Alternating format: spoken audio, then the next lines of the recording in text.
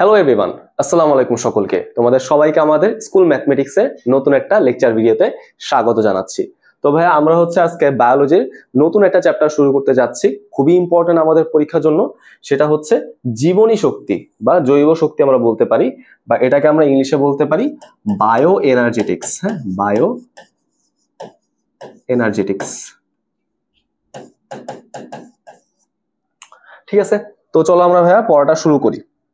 আচ্ছা, তো প্রথম এবং প্রধান কথা যে জীবনী শক্তি বলতে আসলে কি বোঝায়, তাই তো? আচ্ছা, আমরা একটু শব্দটাকে বিশ্লেষণ করে বোঝার চেষ্টা করি। জীবনী শক্তি মানে কিভাবে বলতো? জৈব শক্তি। জৈব শক্তি মানে কি? জীব দেহের শক্তি, তাই না? অথবা জীব দেহ থেকে পাওয়া শক্তি, এরকম তুমি বলতে পারো। তার মানে তুমি যদি জৈব শক্তিকে সংজ্ঞায়িত করতে চাও, তাহলে এটা সংজ্ঞাটা কিরকম দাঁড়ায় তুমি একটু খেয়াল করে দেখো। এমন সব শক্তি যা জীব দেহ থেকে পাওয়া যায়, তাই না? তাহলে তুমি বলো যে জীব দেহ থেকে অথবা কোনো জৈব অণু থেকে, এই জৈব অণুর মধ্যে যে রাসায়নিক বন্ধনটা আছে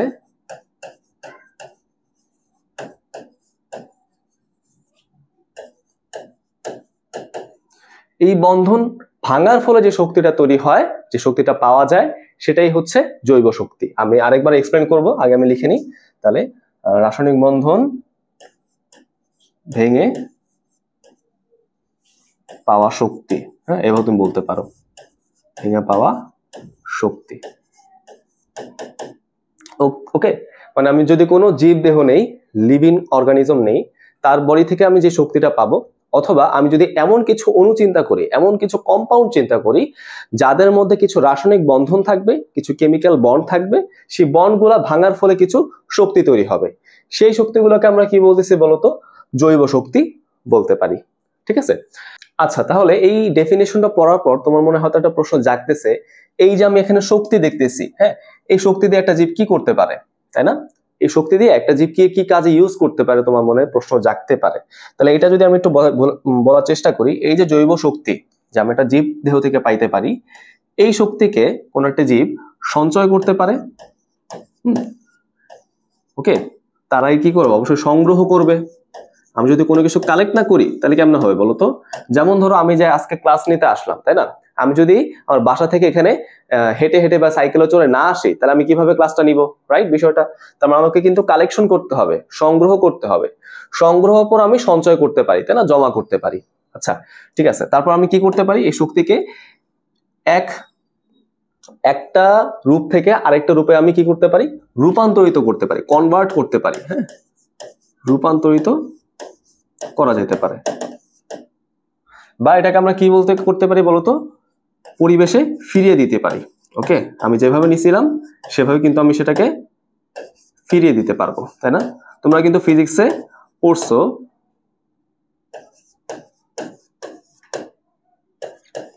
কি পড়ছো বলতো? শক্তির সংরক্ষণশীলতা নীতি বলে একটা কথা কিন্তু তোমরা পড়ছো, তাই না? সেখানে আমরা দেখছিলাম কি শক্তি শুধুমাত্র এক রূপ থেকে আরেক রূপে কনভার্ট হওয়া সম্ভব, রূপান্তরিত হওয়া সম্ভব, কিন্তু তার কখনো সৃষ্টি বা বিনাশ নাই, তাই না? অর্থাৎ আমি পরিবেশ থেকে শক্তি সংগ্রহ করতে পারি, নিজে থেকে শক্তি তৈরি করতে পারি না। আবার আমার থেকে আমি শক্তি পরিবেশে ফিরাই দিতে পারি, বাট শক্তি কখনো আমি নষ্ট করতে পারি না। ওকে, কথাটা কি বোঝা গেছে? তাহলে এই জিনিসটা আমি একটু তোমাদের সাইন নোট আকারে লিখে দিচ্ছি। তাহলে কি বললাম বলতো? শক্তির সৃষ্টি বা বিনাশ নেই। হ্যাঁ, শক্তির সৃষ্টি বা বিনাশ নেই। বিনাশ না, কথাটা হচ্ছে বিনাশ, মানে নষ্ট হওয়া। বিনাশ নেই। ওকে, আমি কি করতে পারি? যেটাকে আমার মনে হইতে পারে যে লিভিং বডির ভিতরে, একটা জীবদেহের ভিতরে শক্তি চলে আসলো, মনে হইতে পারে আমি শক্তি তৈরি করলাম। আসলে না, আমি কি করছি বলতো? এই শক্তিটাকে আমি সংগ্রহ করছি বাহিরের কোনো জীব উপাদান থেকে, অথবা অন্য কোনো উপাদান থেকে আমি শক্তিটা কি করলাম বলতো? সংগ্রহ করলাম। আমি কিন্তু সৃষ্টি করি নাই। অথবা আমি কি করতে পারি বলতো? বিনাশ করতে পারি না, তবে আমি শক্তিটা ফিরিয়ে দিতে পারি। হ্যাঁ, ফেরত দেওয়া। রাইট, মনে হতে পারে একটা জীবদেহ মরার পর কি হয়? তার হচ্ছে চলাচল বন্ধ হয়ে যায়, মেটাবলিজম বন্ধ হয়ে যায়, সব জৈবনিক কাজ বন্ধ হয়ে যায় না? মনে হতে পারি কি তার বডি শক্তি নষ্ট হয়ে গেছে। আসলে না, শক্তি যে আমি পরিবেশ থেকে নিছিলাম সেই পরিবেশে আমি আবার শক্তি দিয়ে দিছি, এরকম কিন্তু বিষয়টা। ওকে, তাহলে আশা করি ভাই তোমরা এই পয়েন্টগুলা ধরতে পারছো, বুঝতে পারছো। এবার আসো ভাই আমরা একটু পরের টপিকে চলে যাই, সেটাকে দেখো ফসফোরাইলেশন এবং ডিফসফোরাইলেশন। ওকে, এই শব্দগুলো তোমাদের জন্য কিন্তু একটু নতুন, তাহলে আসো আমরা একটু খুব সুন্দর করে মনোযোগ দিয়ে জিনিসগুলা বোঝার চেষ্টা করি। দেখো ফসফো শব্দটা কোত্থেকে আসে জানো? ফসফরাস থেকে? আসলে না, ফসফো শব্দটা আসে তোমার ফসফেট থেকে। ওকে, ফসফেট থেকে। তোমরা কি ফসফেটের সংকেত জানো? যদি আমরা চ্যাপ্টার 5 পড়ে ফেলি কেমিস্ট্রি, তখন আমরা দেখবো ফসফেটটা হচ্ছে আসলে এইটা। ফসফেট হচ্ছে এইটা, PO4 3-। হ্যাঁ, এরকম এই ফসফেট শব্দ থেকে আমাদের ফসফো শব্দটা আসছে, বুঝতে পারছো? আচ্ছা, তো যে প্রক্রিয়ায় কোনো অণুর সাথে কোনো যৌগের সাথে ফসফেট যুক্ত হয় সেটাকে আমরা কি বলতেছি বলতো? ফসফোরাইলেশন প্রক্রিয়া। তাহলে ডিফসফোরাইলেশন মানে কি? ডি মানে নাই, ডি মানে ভেঙে যাওয়া, হ্যাঁ, ডি মানে চলে যাওয়া, অর্থাৎ যেই প্রক্রিয়ায় কোনো যৌগ থেকে বা কোনো অণু থেকে ফসফেট ভেঙে বের হয়ে যাবে সেটা হচ্ছে ডিফসফোরাইলেশন প্রক্রিয়া। তাহলে আমি যদি একদম তোমাকে সংক্ষেপে লিখে দিই, তাহলে খেয়াল করে দেখো, ফসফোরাইলেশন এটা মানে হচ্ছে কোনো অণুর সাথে বা কোনো যৌগের সাথে ফসফেট যুক্ত হওয়া। হ্যাঁ, কোনো অণুর সাথে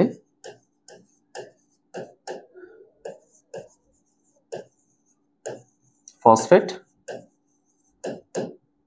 যুক্ত হওয়া। ওকে, আর ডিফসফোরাইলেশন এটা মানে কি বলতো? এটা মানে হচ্ছে কোনো অণু থেকে ফসফেট ভেঙে বের হয়ে যাওয়া। ওকে, তাহলে তুমি এভাবে বলো, কোনো অণু থেকে ফসফেট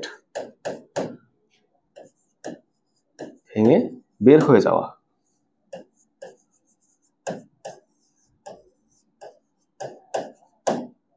ওকে, তার মানে মোদ্দা কথা কি জানো? মোট কথা হচ্ছে কোনো একটা কিছুর সাথে ফসফেট যদি যুক্ত করি, এটাকে আমরা সংক্ষেপে পি দিয়ে রিপ্রেজেন্ট করতে পারি, বুঝছো? পি দিয়ে কিন্তু উপস্থাপন করা সম্ভব। সেই প্রক্রিয়াকে আমরা কি বলি বলতো? ফসফোরাইলেশন। আর যদি কোনো অণু থেকে ফসফেট ভেঙে বের হয়ে যায় সেটাকে আমরা কি বলতেছি বলতো? ডিফসফোরাইলেশন। আচ্ছা, এখন বিষয়টা হচ্ছে আমাদের বডির ভিতর আসলে ফসফোরাইলেশন কিভাবে হয়, তাই না? এটা আমাদের একটু জানা দরকার। তাহলে আসো ভাই আমরা এইটা একটু বোঝার চেষ্টা করি। আমাদের বডি বলতে আসলে জীব দেহের ভিতরে কিভাবে ফসফোরাইলেশন এবং ডিফসফোরাইলেশন কাজটা হয়ে থাকে, তাই না? আচ্ছা, তাহলে এখন যদি আমরা চিন্তা করে দেখি বিষয়টা কিরকম দাঁড়ায়, খেয়াল করে দেখো তো ভাই। এখন যদি আমরা টপিকগুলো একটু বুঝতে চাই তাহলে আমাদের একটু ক্লাস 9-এ ফেরত যেতে হবে। সো ক্লাস 9-এ কিন্তু আমরা হচ্ছে ডিএনএ এবং আরএনএ একটা টপিক পড়ছিলাম, একটা গঠনের হচ্ছে একটা চ্যাপ্টার আমরা পড়ছিলাম, তাই না? আচ্ছা, তো যারা পড়ছি তারা হচ্ছে এখন পড়াগুলো খুব ভালো করে বুঝবা, আর যারা পড়ি নাই বা ভালো করে বুঝি নাই তাদের জন্য একটু কষ্ট হইতে পারে। তো তোমাদের জন্য কিন্তু আমি এখন পড়াগুলোকে একদম ভেঙে ভেঙে একদম ডিটেলসে পড়ানোর চেষ্টা করব, ঠিক আছে? সো তোমাদের যদি আগে পড়া কম হয়ে থাকে বা পড়া যদি তুমি না বুঝে থাকো তাহলে হতাশ হওয়ার কিছু নাই, তোমরা একটু মনোযোগ দিয়ে দেখো। আমরা যখন ডিএনএ অথবা আরএনএ পড়ছিলাম সেখানে আমরা কি দেখছিলাম? ডিএনএ এবং আরএনএ এর মধ্যে নিউক্লিওসাইড এবং নিউক্লিওটাইড এরকম দুইটা অণুর কথা আমরা পড়ছিলাম, তাই না? নিউক্লিওসাইড এবং নিউক্লিওটাইড। আচ্ছা, নিউক্লিওসাইড পড়ার সময় আমরা কি পড়ছিলাম বলতো? সেখানে আমরা দেখছিলাম যে নিউক্লিওসাইডটা তৈরি হয় 5 কার্বন বিশিষ্ট একটা শর্করা এবং তার সাথে নাইট্রোজেন গঠিত ক্ষার মিলে, তাই না? এরকম হয়তো আমরা দেখছিলাম। তো সমস্যা নাই, তোমরা যারা জিনিসটা বুঝতেছো না তাদের জন্য একদম সিম্পলি বলি, আমরা এখানে কি দেখছিলাম জানো? 5 কার্বন বিশিষ্ট একটা অণু দেখছিলাম, যাকে আমরা কি বলতাম বলতো? পেন্টোজ বলতাম। হ্যাঁ, পেন্টোজ। এখন পেন্টোজ আবার দুই রকমের হয়, ডিএনএ এর জন্য হচ্ছে ডিঅক্সি রাইবোজ এবং আরএনএ এর জন্য হচ্ছে রাইবোজ, এরকম। তো আমরা অত ঝামেলার মধ্যে যাব না, আমরা চিন্তা করব কি এখানে 5 কার্বন একটা শর্করা আছে যার নাম হচ্ছে পেন্টোজ, শেষ। এর সাথে আমাদের কি ছিল বলতো? আমাদের হচ্ছে নাইট্রোজেন বিশিষ্ট কিছু ক্ষার যুক্ত হয়। এখন এই ক্ষারের কিন্তু ডিটেইলস অনেক পড়াশোনা আমরা দেখছিলাম, আমাদের কিন্তু ক্লাস 10-এও সেরকম পড়াশোনা আছে, বাট আমরা অত বিস্তারিত যাব না। এখানে যে নাইট্রোজেন গঠিত ক্ষার আমরা দেখছিলাম সেখানে আমরা কি দেখছিলাম? 5টা এক্সাম্পল পড়ছিলাম, তার মধ্যে থেকে একটা এক্সাম্পলে আমাদের জন্য এখন এনাফ। সেটা কি? সেটা হচ্ছে অ্যাডেনিন। ওকে, অ্যাডেনিন, ঠিক আছে? তাহলে পেন্টোজের সাথে অ্যাডেনিন যুক্ত হলে সেই অণুটাকে আমরা কি বলতেছি জানো? নিউক্লিওসাইড বলতেছি, ঠিক আছে? তো নিউক্লিওসাইড। তাহলে এই নিউক্লিওসাইড দেখতে কিরকম হয় আমরা যদি একটু আঁকার চেষ্টা করে ফেলি, খেয়াল করে দেখো। এই যে 5 কার্বনের আমাদের শর্করা অণুটাকে, এই যে পেন্টোজটাকে আমরা এইভাবে আঁকতাম। হ্যাঁ, এরকম ভাবে আমরা আঁকতাম, তাই না? মোটামুটি আমাদের এরকম ছিল গঠনটা, তাই না? আচ্ছা, তাহলে এখানে খেয়াল করে দেখো, আমি যদি তোমাকে নাম্বারিংটা করে দেই, এইটা হচ্ছে আমাদের প্রথম কার্বন, এটা 2 নাম্বার, এটা 3 নাম্বার, এটা 4 নাম্বার এবং এইটা হচ্ছে আমাদের 5 নাম্বার। ওকে, রাইট। আচ্ছা, তারপর দেখো অ্যাডিনিন বা নাইট্রোজেন গঠিত ক্ষার, এই নাইট্রোজেন গঠিত ক্ষারগুলো কোথায় যুক্ত থাকতো বলতো? 1 নাম্বার কার্বনে হচ্ছে এই ক্ষারগুলো যুক্ত থাকতো। ধরো সেটাকে আমি এরকম ভাবে বক্স করে দেখাইলাম, ঠিক আছে? অথবা ধরো এটাকে আমি এ দিয়ে বুঝাই, এ ফর অ্যাডিনিন, হ্যাঁ, এরকম বিষয়টা। আচ্ছা, গেল। এই হচ্ছে আমাদের নিউক্লিওসাইড অণু। এখন এই অণুর সাথে কি যুক্ত হয় জানো? আমাদের ফসফেট অণু যুক্ত হয়। ফসফেট অণু যুক্ত হয়ে তৈরি করে কি? নিউক্লিওটাইড, তাই না? তাহলে এর সাথে যুক্ত হবে হচ্ছে ফসফেট। ওকে, ফসফেট। ফসফেট কোথায় যুক্ত হতে পারে? হয় 5 নাম্বার কার্বনে অথবা 3 নাম্বার কার্বনে, এরকমই কিন্তু বিষয়টা ছিল। তাহলে আমরা একটু সিম্পল ভাবে চিন্তা করি। এখানে ধরো 5 নাম্বার কার্বনে আমাদের কিছু ফসফেট আছে, ধরো এই যে এরকম ভাবে একটা ফসফেট আছে, বুঝতে পারলাম তো? আচ্ছা, এই পর্যন্ত আমরা হয়তো ক্লাস 9-এ পড়ছি। এখন আমরা এটা একটু ডিটেইলসে যাব, বুঝছো? এখান থেকে একটু ভেতরে যাব। কিরকম জিনিসটা? আমরা কিন্তু পড়ছিলাম একটা নিউক্লিওটাইডের ভিতরে একটা ফসফেটই থাকে, বাট বাস্তবে কি থাকে জানো? 3টা ভ্যারিয়েশন হওয়া সম্ভব। এই যে আমি বললাম না ফসফেট, এরকম ফসফেটের 3টা ভ্যারিয়েশন হওয়া সম্ভব। এমনও হইতে পারে কিছু কিছু নিউক্লিওটাইডে একটা মাত্র ফসফেট অণু আছে, তাই না? একটা মাত্র ফসফেট অণু আছে, রাইট? কিছু কিছু নিউক্লিওটাইডে এরকম 2টা মাত্র ফসফেট অণু আছে, হইতে পারে। আর কিছু কিছু নিউক্লিওটাইডে 3টা ফসফেট অণু থাকতে পারে। ওকে, বিষয়টা কি ক্লিয়ার? আচ্ছা, তাহলে এখন দেখো তোমাদের বইয়ের মতো করে আমি বলি, পেন্টোজ প্লাস অ্যাডেনিন, এটা কি হয়ে গেল? নিউক্লিওসাইড। এই নিউক্লিওসাইড একটা স্পেশাল নাম আছে, বুঝছো? যেটার নাম কি জানো? অ্যাডিনোসিন। অ্যাডিনোসিন।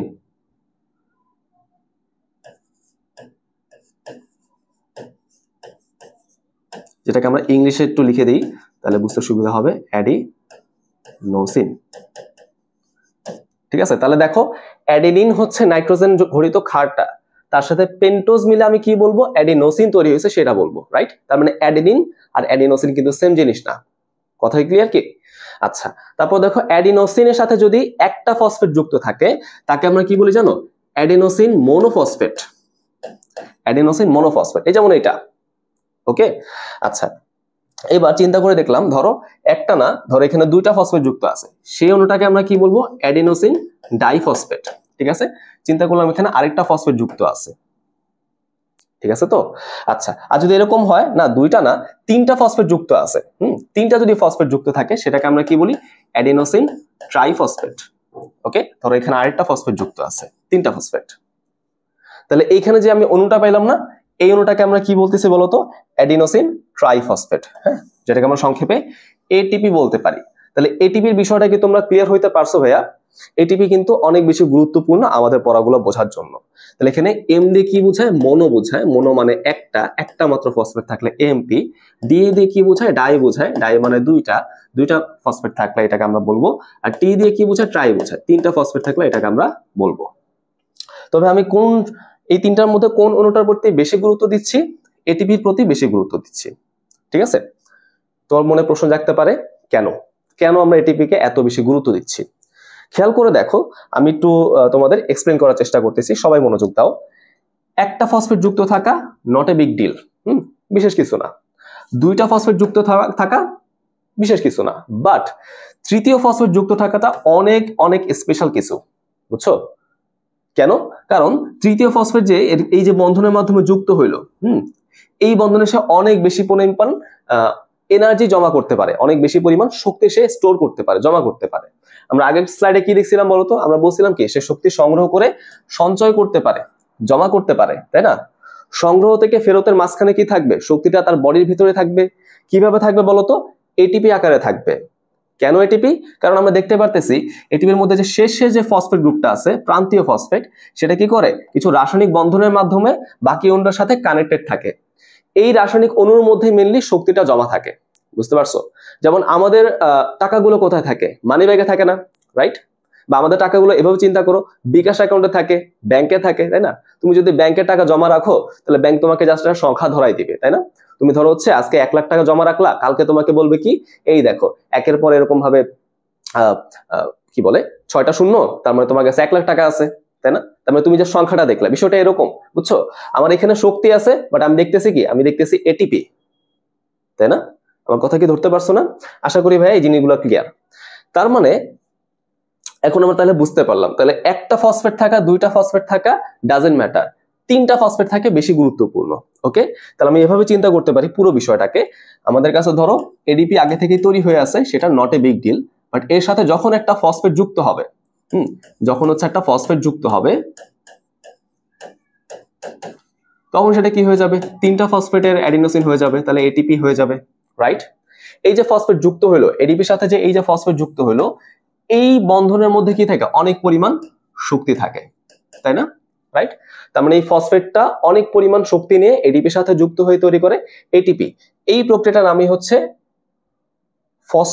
ফসফোরাইলেশন। ওকে, এইটার নামই কি বলতো, ফসফোরাইলেশন। Is it clear? আমি কিন্তু অনেক সময় নিয়ে আস্তে ধীরে তোমাদের এক্সপ্লেন করতেছি। আচ্ছা, তাহলে এখানে কিন্তু বেশ কিছু মজার বিষয়টা আছে, খেয়াল করে দেখো ভাইয়া। এই যে আমি যে লাস্টের ফসফেটের কথা বললাম, এটা কি 3 নাম্বার ফসফেট না? তাই এটাকে আমরা কি বলতে পারি, এটাকে আমরা বলতে পারি হচ্ছে টার্মিনাল ফসফেট বা প্রান্তীয় ফসফেট। হ্যাঁ, টার্মিনাল ফসফেট বা প্রান্তীয় ফসফেট, বুঝতে পারছো তো? আচ্ছা, আর লাস্টের দুইটা ফসফেটের নাম কি বলতো? দেখো, একটা ফসফেটকে আমরা কি বলতেছি, প্রান্তীয় ফসফেট, আর এই যে লাস্টের দুইটা ফসফেট, এদেরকে একসাথে কি বলা হয় বলতো? এটা তোমরা আমাকে কমেন্টে বলবা। এই দুটার কিন্তু একসাথে একটা স্পেশাল নাম আছে, আমাকে কমেন্টে জানাবা। ঠিক আছে, তো মোটামুটি কিন্তু আমরা ফসফোরাইলেশন বোঝার জন্য অনেক কিছু পড়লাম, তাই না? তাহলে এখন আমাকে বলো তো, ডিফসফোরাইলেশন বিষয়টা কি আসবে? আমাকে একটু বলো, ডিফসফোরাইলেশন বিষয়টা কি আসবে? তাহলে ভাইয়া তোমরা যারা একটু বুদ্ধিমান তারা নিশ্চয়ই বুঝে ফেলতে পারছো যে ডিফসফোরাইলেশন কি হবে। পুরো জিনিসটা জাস্ট উল্টো হয়ে যাবে, এটিপি ভেঙে যাবে, ভেঙে গিয়ে কি তৈরি করবে বলতো? তৈরি করবে হচ্ছে এডিপি এবং একটা ফসফেট, তাই না? এবং কি তৈরি করবে? ফসফেট। এটাই সেই প্রান্তীয় ফসফেট, তাই না? তার মানে এই ফসফেট অণুটা যখন শক্তি জমা রাখতে পারবে, তখনই সে এডিপির সাথে যুক্ত হইতে পারবে। যখন তার মধ্যে থেকে শক্তি আর থাকবে না, শক্তি যখন বের করা দরকার হবে, তখন সে এই এটিপি থেকে ছুটে যাবে। ঠিক আছে, এই এটিপি থেকে ছুটে বের হয়ে আসবে। আচ্ছা, এখন দেখো ভাইয়া, এই যে ফসফেট গুলো আমি বলতেছি, তাই না? এই যে আমি ফসফেট গুলো কথা বলতেছি, এই ফসফেট গুলো কিন্তু একটা স্পেশাল নাম আছে, বুঝছো? এই যে ফসফেট গুলো, এদের কিন্তু একটা স্পেশাল নাম আছে। কি নাম জানো? এদেরকে আমরা বলি হচ্ছে অজৈব ফসফেট। অজৈব ফসফেট বা ইনঅর্গানিক ফসফেট।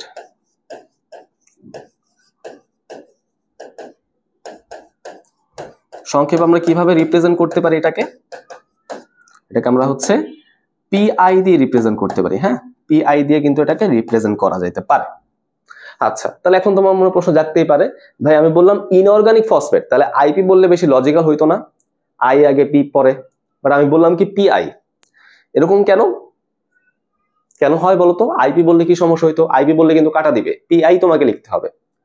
কেন আমরা এরকম লেটারটাকে উল্টা করে লিখছি সেটাও তোমরা আমাকে কমেন্টে বলবা, তোমরা খুঁজবা, হ্যাঁ, অ্যানালাইসিস করবা, অ্যানালাইসিস করার পর আমাকে বলবা কেন আমি এটাকে পিআই লিখতেছি।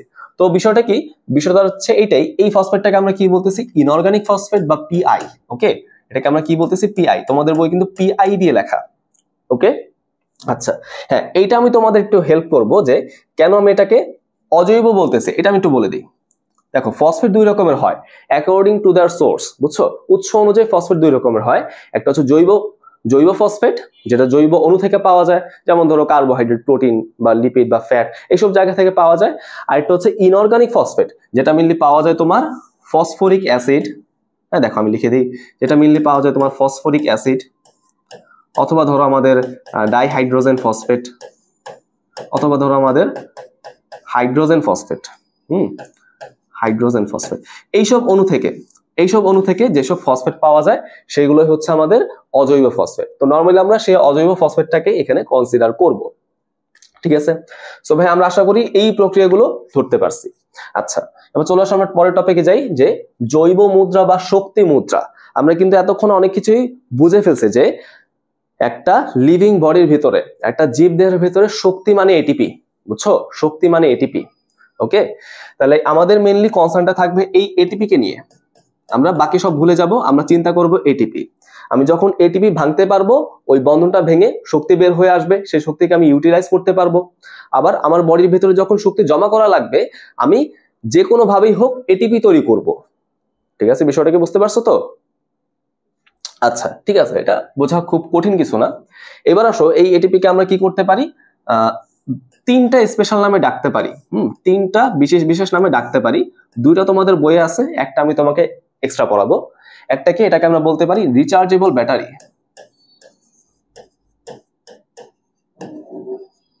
Rechargeable battery. আচ্ছা আসো তাহলে আমরা এটা একটু ব্যাখ্যা করে পড়ার চেষ্টা করি। খেয়াল করে দেখো ভাইয়া, আমরা যদি এতক্ষণে ব্যাখ্যাটা ভালো করে বুঝে থাকি, এই প্রশ্নটার উত্তর তোমরা খুব সহজে দিতে পারো যে এটিপি কে কেন আমরা রিচার্জেবল ব্যাটারি বলতেছি। আমাদের ব্যাটারি যখন চার্জ চলে যায়, তখন আমাদের কি করতে হয়, সেটাকে আবার চার্জিং পিনের মধ্যে ইনপুট করতে হয়, তাই না? তার মধ্যে আবার চার্জ জমা হবে, তখন সেটাকে আমরা আবার ইউজ করতে পারবো। আমাদের বডির ভিতরে এটিপিটা ঠিক একই রকম ভাবে কাজ করতে পারে। হ্যাঁ, একই রকম ভাবে কাজ করে। যখন আমাদের বডিতে এটিপি জমা হয়, মোবাইলের চার্জ যখন 100% হয়ে যায়, তখন কি করে, এই এটিপিটা হচ্ছে ভেঙে ভেঙে আমাকে শক্তি দিবে, ভেঙে ভেঙে আমার জন্য শক্তি তৈরি করবে। কোন প্রক্রিয়ায়? ডিফসফোরাইলেশন প্রক্রিয়ায়। ওকে, তাহলে যখন এটার মধ্যে 100% চার্জ থাকে, তখন আমি কি বলতে পারি, এর মধ্যে থাকা রাসায়নিক বন্ধন ভেঙে যায়। রাসায়নিক বন্ধন ভেঙে যায়, ভেঙে কি হয়, শক্তি বের হয়। শক্তি বের হয়। এই শক্তি দিয়ে হচ্ছে একটা জীবদেহ কি করে, সকল জৈবনিক কাজ, সকল ফিজিওলজিক্যাল কাজ সম্পাদন করে। জৈবনিক কাজ বলতে কি বোঝায়, আসলে তার বডির ভিতরে যত রকমের কাজ হয় সবই হচ্ছে জৈবনিক কাজ। বুঝছো? বডির ভিতরে যত রকমের কাজ হয় সবই কিন্তু জৈবনিক কাজ, তুমি চিন্তা করতে পারো। সো বডির যত রকমের কাজ আছে, সব কাজ করার জন্য শক্তি দরকার, যেটা আসবে কোত্থেকে?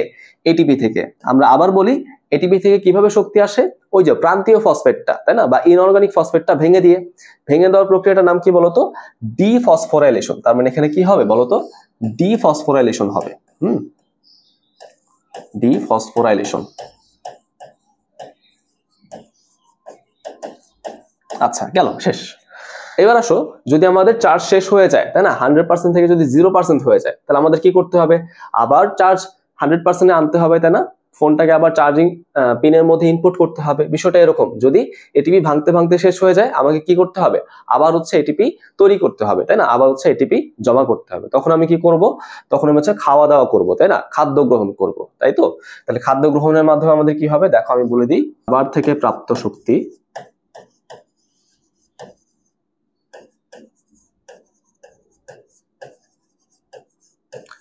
এই শক্তিটা কি করবে? এডিপির সাথে পিআই কে যুক্ত করে এটিপি তৈরি করে দিবে। তার মানে এটিপি মানে শক্তি। এটাই হচ্ছে পরবর্তীতে কি করবে, এডিপির সাথে পিআই কে যুক্ত করে দিয়ে তৈরি করবে এটিপি। ঠিক আছে, এই প্রক্রিয়াটার নাম কি বলো? এই প্রক্রিয়ার নাম হচ্ছে ফসফোরাইলেশন, তাই তো? রাইট।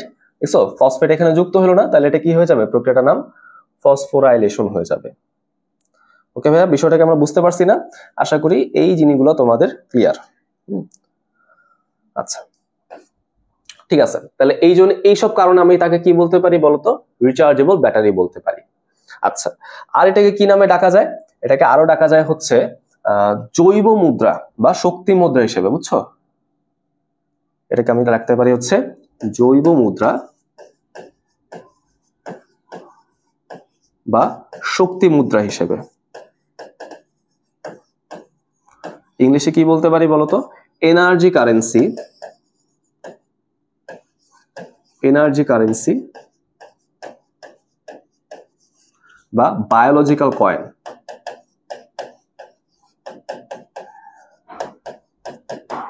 কেন? কারণ একটু খেয়াল করে দেখো ভাই, লক্ষ্য করি আমরা যে কারেন্সির কাজটা কি?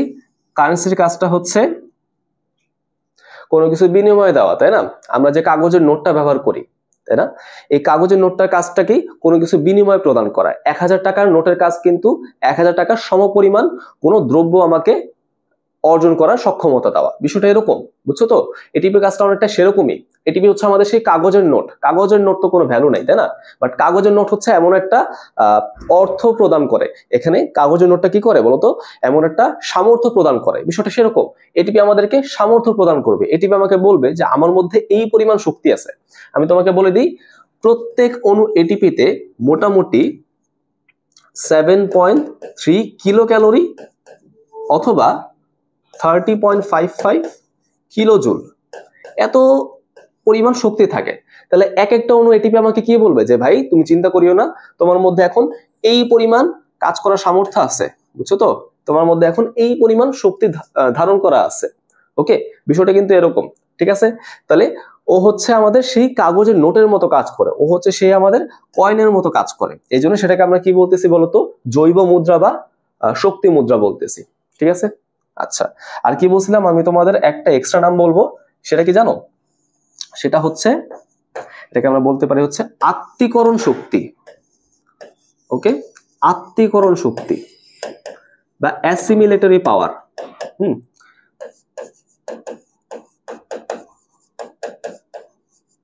অ্যাসিমিলেটরি পাওয়ার,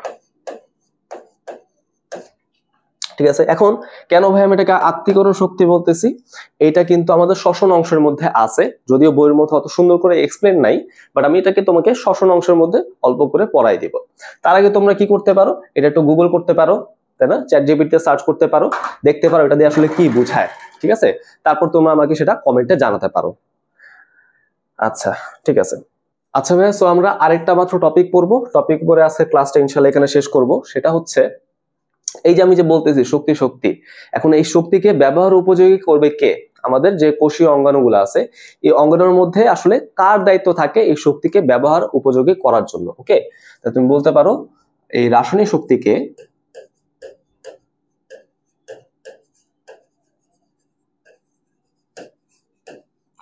শক্তিকে ব্যবহার উপযোগী করে তোলা।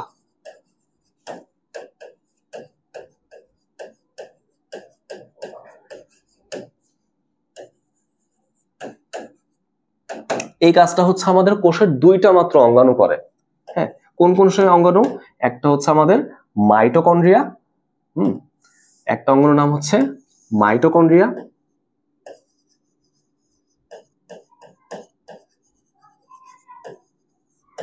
এবং আরেকটা হচ্ছে প্লাস্টিড, মেইনলি ক্লোরোপ্লাস্ট। হ্যাঁ, প্লাস্টিড বললেও ঠিক আছে, বা তুমি যদি ক্লোরোপ্লাস্ট বলো তাও কিন্তু সমস্যা নাই, ক্লোরোপ্লাস্টই মেইনলি করে থাকে। আচ্ছা, এই দুটো অঙ্গই শুধুমাত্র আমাদের এই রাসায়নিক শক্তিকে আমাদের ব্যবহার উপযোগী করতে পারে। ওই যে আমি বলতেছিলাম না, আমাদের এটিপি থেকে একটা ফসফেট আমি ভাঙবো, ভেঙে আলাদা করব, তাহলে ওই বন্ধন শক্তি থেকেই শক্তিটা বের হয়ে আসবে। এই কাজটা মেইনলি কোন কোন জায়গায় হয়, এই কাজটা হচ্ছে এই দুটো মাত্র অঙ্গাণুতে হয়। এখন তোমার মনে প্রশ্ন জাগতে পারে, কেন ভাই এই দুটো অঙ্গাণুর মধ্যে এমন কি স্পেশাল পাওয়ার আছে, এমন কি বৈশিষ্ট্য আছে যার কারণে এদের মধ্যে এরকম কাজটা হয়। কারণ আমরা দেখতে পারি কি, মাইটোকন্ড্রিয়া বলি আর প্লাস্টিড বলি, এই দুটার মধ্যে আমাদের কি থাকে জানো, এই দুটার মধ্যে থাকে হচ্ছে বলতে পারো একটা স্পেশাল টাইপের যৌগের বিন্যাস, অণুর বিন্যাস তুমি বলতে পারো। হ্যাঁ, স্পেশাল টাইপের বিন্যাস যার নাম হচ্ছে electron transport chain. Electron transport chain বা ইলেকট্রন প্রবাহ তন্ত্র, যেটাকে আমরা সংক্ষেপে ইটিসি বলতে পারি, ইলেকট্রন ট্রান্সপোর্ট চেইন। ঠিক আছে, এখন এই জিনিসটা আসলে কি জানো, কয়েকটা অণু পাশাপাশি অবস্থান করে যারা হচ্ছে একের কাছ থেকে অপরে ইলেকট্রন আদান প্রদান করতে পারে, বুঝছো, ইলেকট্রন প্রবাহিত করতে পারে, এরকম বিষয়টা। সো এই প্রবাহিত হওয়ার পথেই কিন্তু আলটিমেটলি কি হয়ে যায়, এই ফসফোরাইলেশন এবং ডিফসফোরাইলেশন কাজটা হয়ে যায়। ওকে, তার মানে ওদের মধ্যে যেহেতু এই স্পেশাল কাঠামোটা আছে, ইলেকট্রন প্রবাহ তন্ত্র বা ইলেকট্রন ট্রান্সপোর্ট চেইন, তার মানে ওরাই কিন্তু ওই এটিপি থেকে এডিপি বলো আর এডিপি থেকে এটিপি বলো এই কাজগুলো করতে পারে, তাই না? আচ্ছা, খুব ভালো কথা। এবার আসো, কে কোন সোর্স ইউজ করবে, এই শক্তির উৎস কার জন্য আসলে কিরকম সেটা যদি আমি দেখার চেষ্টা করি, খেয়াল করে দেখো। মাইটোকন্ড্রিয়া কি করে, মাইটোকন্ড্রিয়া হচ্ছে মোটামুটি বিভিন্ন পুষ্টি উপাদান,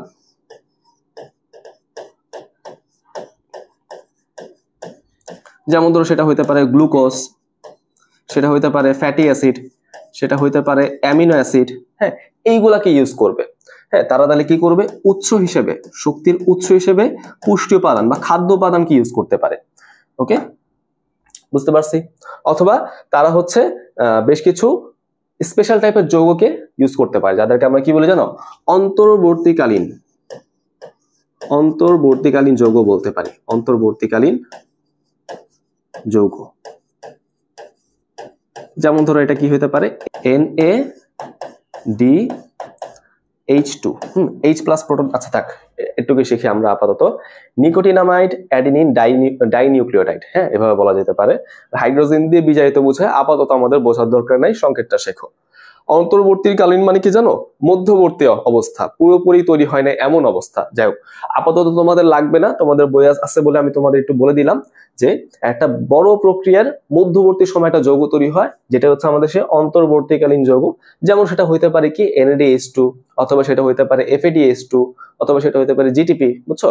যাই হোক, সমস্যা নেই, তুমি একটা জিনিসই মনে রাখো যে মাইটোকন্ড্রিয়ার শক্তির উৎস হিসেবে কে কাজ করে? বিভিন্ন খাদ্য উপাদান এবং NADH2, শেষ। প্লাস্টিকের ক্ষেত্রে বিষয়টা কি? প্লাস্টিকের ক্ষেত্রে এই শক্তির উৎস হিসেবে কাজ করে মেইনলি সূর্যের আলো, বুঝছো? সূর্যের আলো, ওকে? অথবা এমন কোন সোর্স, এমন কোন উৎস যেখান থেকে ফোটন পাওয়া যাবে। ঠিক আছে? Easy clear? আশা করি আমরা এই জিনিসটা বুঝতে পারছি। তাহলে এই আপাতত ভাই এই পর্যন্ত থাকলো। নেক্সট ক্লাসে আমরা ইনশাআল্লাহ সালোক সংশ্লেষণ থেকে পড়াগুলো শুরু করব। সালোক সংশ্লেষণ বোঝার জন্য কিন্তু এই পার্টগুলো বোঝা অনেক বেশি গুরুত্বপূর্ণ ছিল। এই জন্য আমি আজকে লেকচারটা অত বেশি লং করলাম না, আজকে এই পর্যন্তই থাকলো। ইনশাআল্লাহ সামনের ক্লাসে তোমাদের সাথে দেখা হবে। সবাই ভালো থাকো, আসসালামু আলাইকুম।